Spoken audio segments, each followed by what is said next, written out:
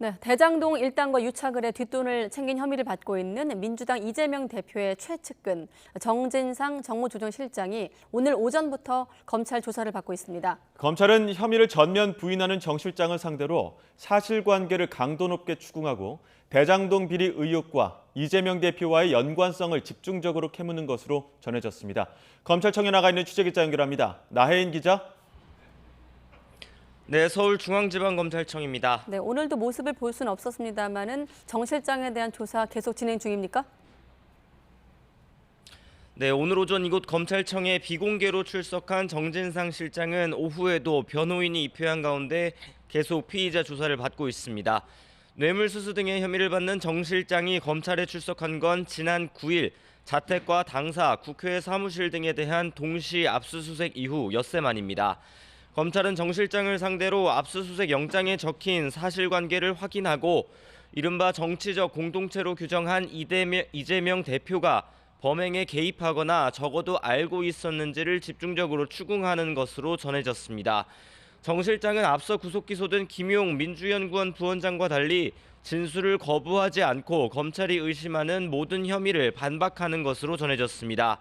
정 실장 측 관계자는 저희 취재진에게 방어권을 행사할 준비도 못한 상태에서 체포됐던 김용 부원장과 스스로 출석한 정 실장은 경우가 다르다며 정 실장이 자신의 결백함을 논리적으로 밝힐 거라고 설명했습니다.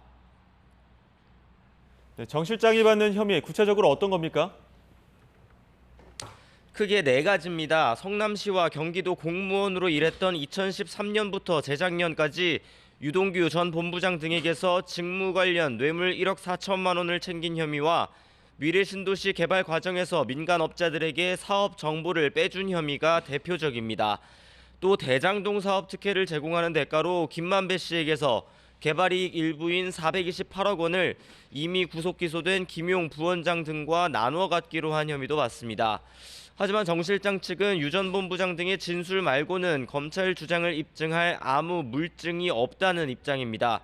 특히 오늘 민주당에선 2019년 유 전 본부장이 정 실장에게 뇌물 3천만 원을 전달할 때 정 실장이 살던 아파트 엘리베이터 CCTV를 피하고자 계단을 이용했다는 검찰의 주장이 거짓이라는 얘기도 나왔습니다.